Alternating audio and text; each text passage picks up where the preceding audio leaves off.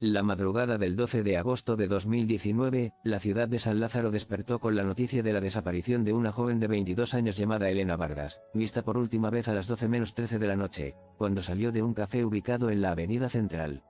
Las cámaras del lugar la muestran pagando su cuenta, ajustándose la mochila negra que siempre llevaba, y saliendo por la puerta principal. Ese fue el último registro visual confirmado. La denuncia fue interpuesta por su hermana a las 6:10 de la mañana, luego de que Elena no regresara a casa ni respondiera mensajes. La policía inició el protocolo de búsqueda a las 8:28 de la mañana, y desde ese instante comenzó una investigación que pronto reveló detalles que nadie esperaba. El oficial a cargo, el teniente Rafael Calderón, organizó el primer recorrido por los alrededores del café. Observaron cámaras de comercios vecinos y lograron obtener un segundo ángulo, Elena caminando por la acera, mirando su teléfono. A 3 metros detrás de ella, un hombre con sudadera gris aparece brevemente en cuadro. No mira a la cámara. No acelera el paso. Pero tampoco se desvía. A las 10:15 de la mañana, los oficiales accedieron al teléfono de Elena mediante su compañía. Su última actividad registrada fue un mensaje enviado a las 12:09 de la noche, apenas 4 minutos después de salir del café. Escribió: "Ya voy en camino. Te aviso cuando llegue". El mensaje nunca llegó a marcarse como leído.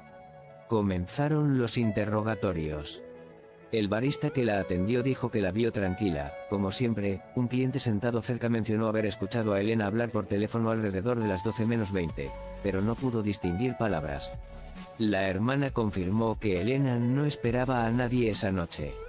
Mientras tanto, el análisis de rutas posibles reveló un dato inquietante: el trayecto que Elena solía tomar para regresar a casa no coincidía con la dirección que las cámaras registraron. Ella caminaba hacia el lado contrario. A las 3:20 de la tarde, los investigadores revisaron una cámara ubicada a 5 cuadras. Allí, ya no aparece Elena. Pero sí el hombre de la sudadera gris, solo, caminando rápido, mirando hacia atrás como si vigilara algo. Ese fue el momento exacto en que la investigación dejó de ser rutinaria y comenzó a convertirse en algo más profundo. Los oficiales detuvieron el vídeo en el instante en que el hombre de la sudadera gris gira la cabeza. Su expresión era difícil de leer por la mala calidad de la cámara, pero su postura revelaba tensión. El teniente Calderón ordenó que se ampliara la imagen lo más posible. Aunque el rostro quedaba distorsionado, la forma de la mandíbula y una cicatriz visible en la ceja derecha llamaron inmediatamente la atención. Era suficiente para convertirlo en la primera persona de interés. Para las 5 de la tarde, el equipo de investigación había establecido un perímetro alrededor de la zona donde Elena desapareció de las cámaras. Peinaron calle por calle, portón por portón. Preguntaron en colmados, talleres, edificios viejos y casas de huéspedes. Nadie recordaba haberla visto. Pero 2 vecinos dijeron algo que cambió el rumbo de las siguientes horas. Ambos aseguraron haber escuchado, pasada la medianoche, el ruido de un vehículo acelerando de manera brusca, como si alguien hubiera salido en fuga. Elena no tenía automóvil. Con esa pista, se revisaron grabaciones de la calle lateral. A las 12:03 de la madrugada, una camioneta blanca sin placas visibles aparece en pantalla, moviéndose lentamente, casi deteniéndose en la esquina. Un minuto después, acelera y desaparece. Lo más inquietante es que la camioneta pasa justo por el último punto donde Elena debió haber caminado si hubiera seguido derecho. En paralelo, la unidad forense revisó la mochila que Elena solía cargar cada día. Según su hermana, siempre llevaba una libreta pequeña donde anotaba ideas y tareas. Esa libreta no estaba entre sus pertenencias encontradas en casa. Nadie sabía si la tenía aquella noche o si había sido retirada por alguien más. Los interrogatorios continuaron. Uno de los empleados del café recordó haber visto al hombre de la sudadera gris sentado en una mesa exterior durante casi 1 hora, sin consumir nada. Lo describió como alguien que parecía esperar a alguien, pero con prisa. No habló con Elena. No habló con nadie. Simplemente miraba hacia la calle, como midiendo tiempos. Esa declaración coincidía demasiado con el comportamiento registrado en las cámaras. Al caer la noche, el teniente Calderón reunió a su equipo en la sala de operaciones. Las piezas empezaban a formar un patrón. Y aunque aún no sabían qué habían descubierto, todos sintieron lo mismo. Alguien había estado siguiendo a Elena. Y no era por casualidad. Los agentes pasaron horas analizando cada segundo de las grabaciones. Fue en ese proceso cuando la oficial Méndez notó algo que los demás habían pasado por alto. En el reflejo del mostrador del café, justo antes de que Elena se levantara para irse, se observa a alguien más levantándose casi al mismo tiempo, como si hubiera estado pendiente de ella. La figura es borrosa, apenas una sombra, pero se distingue que llevaba una gorra oscura y una chaqueta de cuero. Ese segundo individuo no aparece en ninguna de las cámaras de la calle, lo que indicaba dos posibilidades: o se desvió por un callejón sin cobertura, o entró a un vehículo estacionado fuera del ángulo de grabación. Los oficiales regresaron al café al día siguiente y revisaron las cámaras desde el interior hacia la calle. Allí apareció una pieza nueva. A las 12:11 de la noche, 2 minutos después de que Elena salió, una motocicleta negra encendió sus luces y se movió lentamente en dirección a la avenida.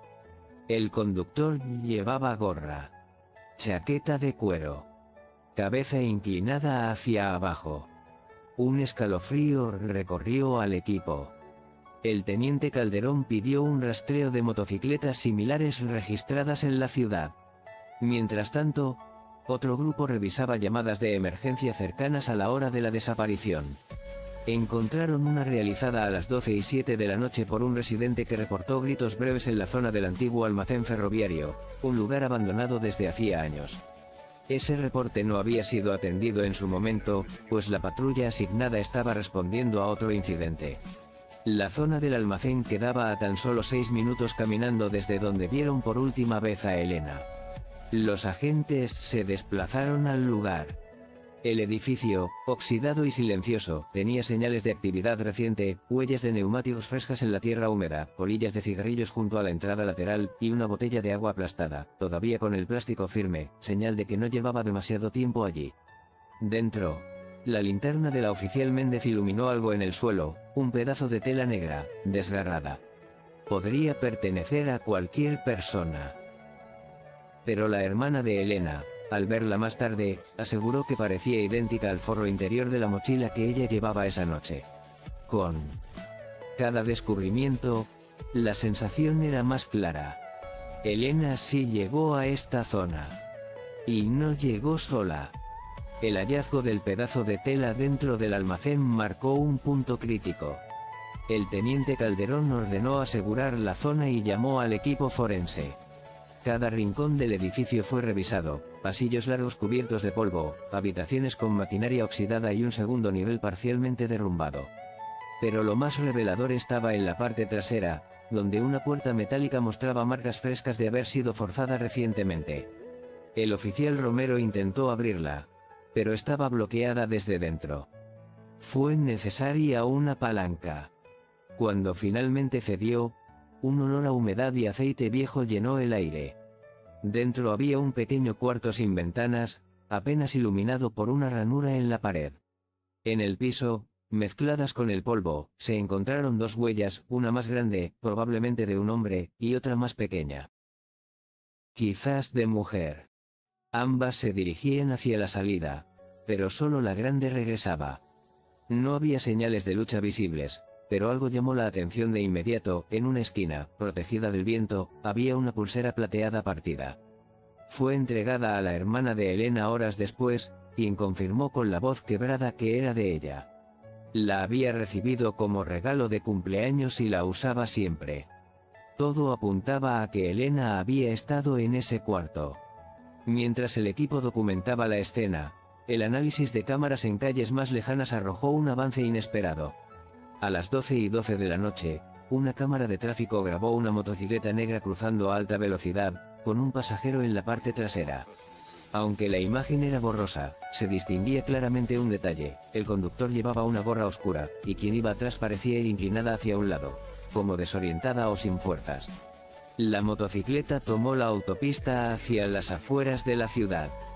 Calderón ordenó un rastreo inmediato en esa dirección. El tramo era extenso y estaba lleno de desvíos rurales, pero algo más reforzaba la sospecha: el reporte de un testigo que, a la 1:05 de la mañana, vio a una chica que parecía mareada, siendo llevada a la fuerza hacia un terreno baldío en un área cercana. El equipo policial sabía que la ventana de tiempo se estrechaba. Y que, por primera vez, tenían un rastro claro. Un rastro que dejaba una pregunta silenciosa, pero urgente. ¿Estaba Elena aún con vida cuando pasó por esa cámara? ¿O ya era demasiado tarde? La información del testigo sobre la chica llevada hacia el terreno baldío activó una operación inmediata. A las 8:20 de la mañana, el equipo de búsqueda se desplegó en aquella zona apartada de la autopista. Era un lugar irregular. Áreas de matorrales altos, caminos de tierra que se bifurcaban, y algunas construcciones abandonadas que décadas atrás habían sido almacenes agrícolas. El silencio allí tenía un peso extraño, como si algo estuviera escondido entre los árboles. Los agentes comenzaron a peinar el terreno en grupos de 3. No pasó mucho tiempo antes de que el oficial Romero encontrara la primera señal: marcas de llanta exactamente del mismo tamaño que las registradas junto al almacén ferroviario. Las huellas avanzaban unos metros y luego desaparecían abruptamente en una curva donde el terreno se volvía más rocoso. A unos pasos de allí, la oficial Méndez descubrió algo aún más inquietante. Bajo un arbusto, parcialmente cubierto de tierra suelta, había un pañuelo oscuro con pequeñas gotas secas que, según los forenses, parecían ser sangre. El patrón de absorción indicaba que no llevaba más de 10 a 12 horas en ese lugar. El pañuelo tenía iniciales bordadas: E.V. Mientras esa evidencia era enviada al laboratorio móvil, un equipo ingresó a una de las estructuras deterioradas del terreno baldío. Era un edificio de cemento sin puertas, con grafitis en todas las paredes y el techo parcialmente hundido. Allí, la luz entraba a través de las grietas, creando sombras que dificultaban la visión. En el centro del lugar había señales de movimiento reciente, tierra removida, restos de comida, y pisadas superpuestas que hacían difícil distinguir cuántas personas habían estado allí. Sin embargo, una de las huellas llamó la atención del teniente Calderón. No pertenecía a botas ni tenis comunes. Era una bota de motociclista, con una suela particular, marcada con una estrella metálica en la base. El diseño era raro, casi exclusivo. Eso significaba que, si encontraban al hombre de la motocicleta, podrían identificarlo con esa sola pista. Justo cuando terminaban de revisar el edificio, llegó el reporte del laboratorio preliminar: las gotas de sangre del pañuelo coincidían con el tipo de sangre de Elena. El silencio cayó sobre el equipo. La evidencia mostraba que Elena había estado allí. Y que, al menos en algún momento, estaba herida. La investigación había dejado de ser una búsqueda general.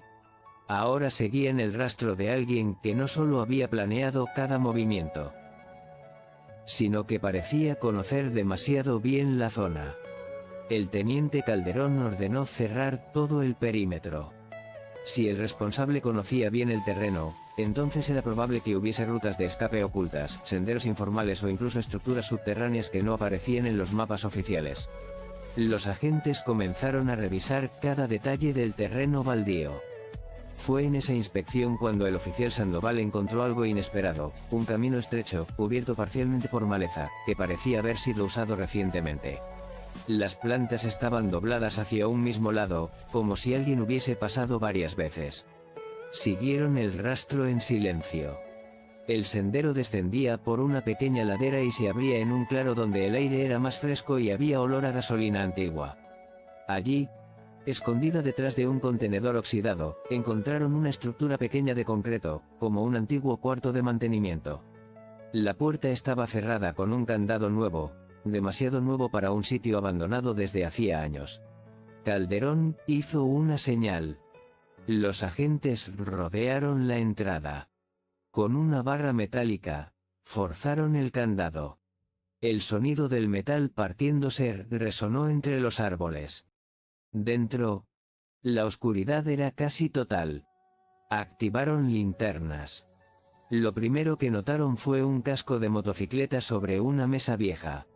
Negro, con rayones recientes. Junto a él, una chaqueta de cuero colgada en un clavo, aún tibia al tacto. No había dudas. El responsable había estado ahí hace muy poco. Pero lo que congeló a todos fue un tercer objeto, un teléfono apagado, con la pantalla rota, envuelto en una tela. La hermana de Elena, al verlo más tarde, no tardaría ni un segundo en reconocerlo. Era el teléfono de ella. Romero comenzó a revisar el cuarto con más detalle. En el suelo encontró huellas de arrastre y marcas circulares, como si hubieran movido un objeto pesado. También había un colchón viejo apoyado contra la pared, marcando el suelo con polvo levantado recientemente, señal de que lo habían movido del lugar. Quizá para esconder algo. En el borde del cuarto, casi oculto bajo una lata oxidada, la oficial Méndez descubrió una pequeña cadena. Aunque estaba sucia, conservaba un brillo tenue. Un análisis rápido reveló que pertenecía al mismo conjunto de la pulsera rota encontrada en el almacén ferroviario. El cuarto no solo revelaba objetos, revelaba intención, movimiento, planificación. Y sobre todo, dejaba claro que alguien había estado utilizando ese lugar como punto de control. Alguien que, para ese momento, ya sabía que la policía estaba demasiado cerca. Las piezas empezaron a encajar cuando el laboratorio forense completó el análisis del casco y la chaqueta encontrados en el cuarto oculto. En la tela interna del casco se hallaron restos de cabello, piel y sudor que coincidían con un perfil masculino que ya estaba registrado en la base de datos por antecedentes menores. Marco Ezquiel Duarte, un ex mensajero motorizado de 34 años, despedido meses atrás por conducta violenta. Había vivido toda su vida en la zona cercana al terreno baldío y conocía cada atajo del área industrial en ruinas. Pero lo realmente inquietante era su historial. 2 años antes, había sido investigado aunque nunca detenido por el intento de secuestro de una joven que escapó antes de que él pudiera someterla por completo. El caso quedó inconcluso por falta de pruebas. Ahora, su rastro encajaba en cada punto de la desaparición de Elena. Con su identidad confirmada, los oficiales revisaron su antigua vivienda. Dentro no había señales de él, pero encontraron un cuaderno lleno de anotaciones desordenadas, frases agresivas, dibujos torcidos y, entre ellos, una lista de nombres femeninos. Algunos tachados. Otros numerados. Y en la página final, escrito con presión fuerte, estaba el nombre: Elena Vargas. El teniente Calderón comprendió que ya no buscaban a un simple agresor. Buscaban a un depredador que había planificado cada paso. Un nuevo operativo se desplegó, rastreando rutas por donde Marco solía escapar según reportes previos. El área más probable era un viejo túnel de servicio que conectaba el terreno baldío con los bordes del río Mezquital, un lugar casi oculto entre maleza densa. A las 5:28 de la tarde, los perros de búsqueda marcaron una alerta fuerte en la entrada del túnel. Entraron con precaución. El aire dentro era frío, húmedo, y resonaba con el goteo constante del agua. A 50 metros encontraron algo que les arrancó el aliento, un rastro de sangre fresca, reciente, que formaba una línea irregular hacia una cavidad lateral. Los agentes avanzaron rápido. Y allí, entre sombras y piedras, la luz de las linternas reveló finalmente la verdad. El cuerpo de Marco Ezquiel Duarte yacía en el suelo, con una profunda herida en el cuello. A su lado, atada de pies y manos pero consciente, temblando y con signos de deshidratación, estaba Elena Vargas. Sus ojos, abiertos en shock, miraban al equipo sin poder hablar. La escena mostraba lo que había ocurrido. Elena, aún debilitada, había logrado liberarse parcialmente y usar un fragmento de metal del túnel para defenderse cuando Marco se descuidó. Él cayó sobre una roca, desangrándose rápidamente. Elena había sobrevivido. Y había peleado por su propia vida hasta el final. El equipo la sacó del túnel mientras el teniente Calderón observaba el cuerpo inmóvil del agresor. Un caso que comenzó como una desaparición en la noche había terminado revelando algo mucho más oscuro. Y la increíble fuerza de una víctima que se negó a serlo. A veces creemos que conocemos la oscuridad del mundo. Hasta que un caso como este nos obliga a mirar más de cerca. La historia de Elena nos recuerda que la fragilidad humana puede convivir con una fuerza indescriptible, que incluso en el peor momento, una persona puede encontrar el valor para luchar por su vida. Pero también nos recuerda la importancia de estar atentos, de no ignorar señales, de cuidar a quienes nos rodean y de exigir que cada caso sea investigado.